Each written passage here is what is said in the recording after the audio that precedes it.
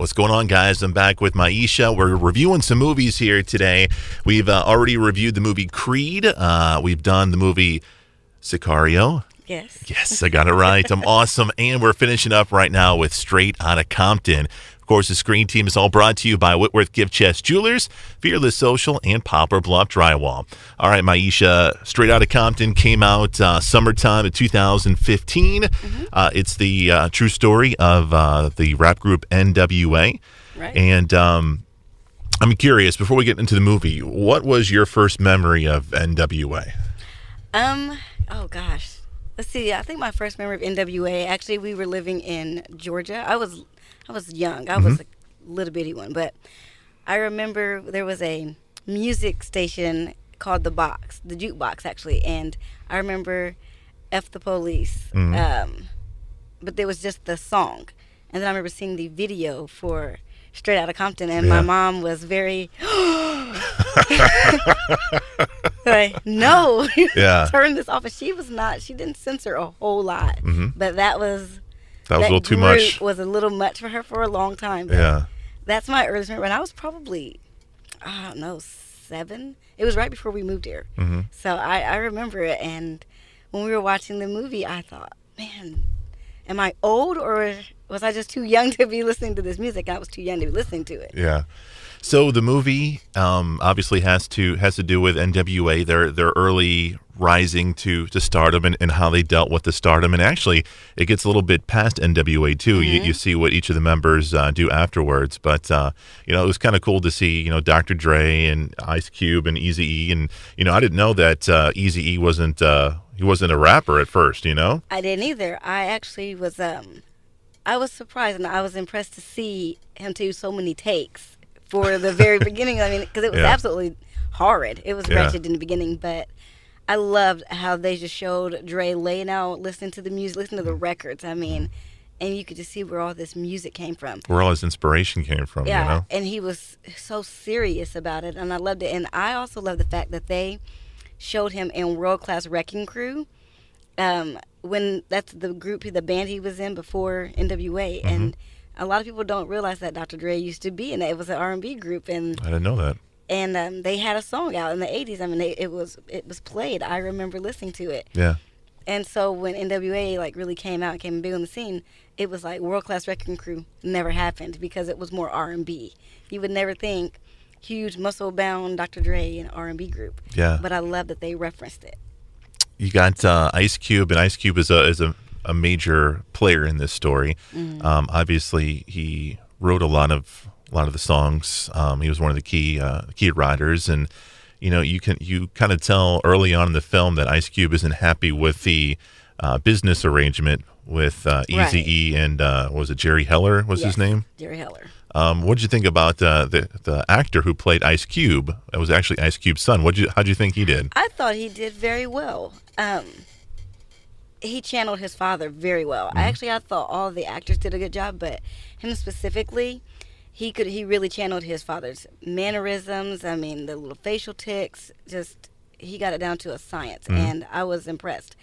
The anger and the disgruntled feelings that you could just feel it. It was like you were almost transported back to that actual time when it was going on, and I thought it was just well done. It was almost kind of like you're like a fly on the wall, seeing these scenes kind of take place. And one of the funniest scenes is Ice Cube decides to go solo, right? And he makes out a verbal agreement with the record producer, and the record producer doesn't hold up to his end of the bargain.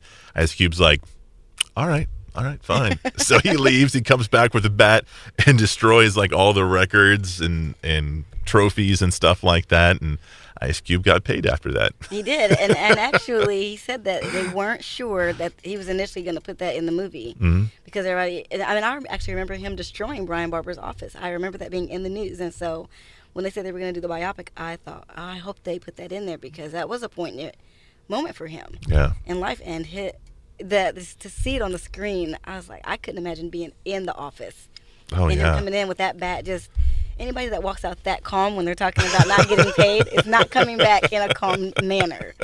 So I loved it. I agree. I love the movie as well, man. I thought all the actors did a great job. You know, when I saw the actor who played Eazy-E, it wasn't like I was seeing it. To me, it felt like I was actually seeing Eazy-E right there. And the same thing with Ice Cube, and Dr. Dre looked a little bit different, but the kid still did a good job portraying him. I thought the acting was good. The cinematography was gorgeous. Some of the first couple of scenes, I think there was like, if I remember correctly, there was like a drug bust scene, or there was in the very beginning. In the very beginning, the cinematography is just beautiful in that scene. It really is. Not sure who the director was. He did Friday. Did he do a couple of the Fridays? He did Friday, and oh my gosh, his name, I can't believe I just lost it. But Ice Cube has worked with him several projects. Yeah. And I just like to see that every time we've seen Ice Cube in the last few years, it's been a family-friendly movie, Yeah. This is so not family-friendly, but I wanted them to make it as raw as they did, because they were a very raw group, and what was happening, the times back then, and actually the times are very reflective of what's going on now. So I thought it was interesting to show Ice Cube in that manner, even if it wasn't actually him, it was his son. Well, we're talking about the times, a lot of different things were happening during that time. You had the LA riots in, 91, 92, somewhere around there. You had that going on.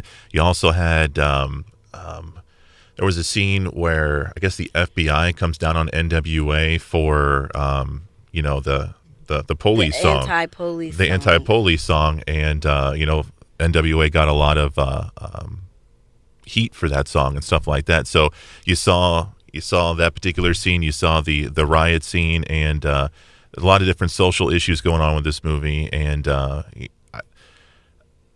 liked all the NWA stuff, and I thought I'm kind of curious on what you thought about how they expanded the story a little bit. Like, you see Dr. Dre getting into the whole Suge Knight era and stuff like that, and you saw more of Ice Cube solo stuff. And did you think that was necessary, or did you think that was an important overall plot point for the movie?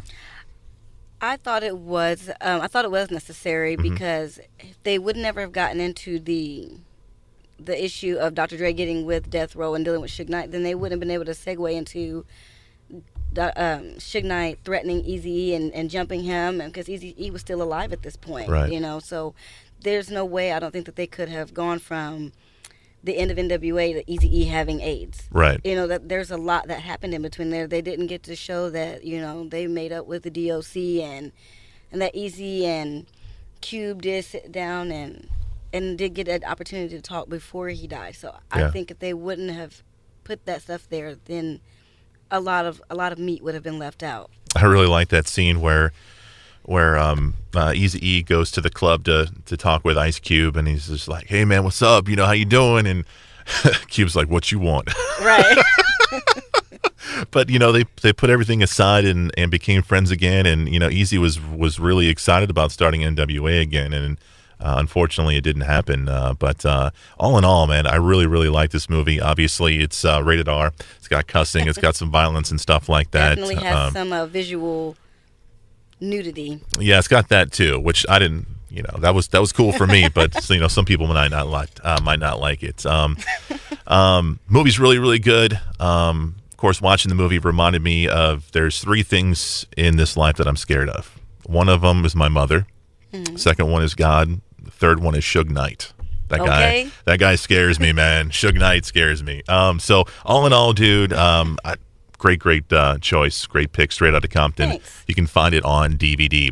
That's going to do things for this show. We'll be back next Saturday with another edition of the Screen Team. We're going to have Chelsea on the show. We're going to be doing movies like Message in a Bottle. We'll also be doing Hot Fuzz and the brand new Captain America Civil War. It's coming your way next Saturday. For Maisha and Chris, we are the Screen Team on KWOC.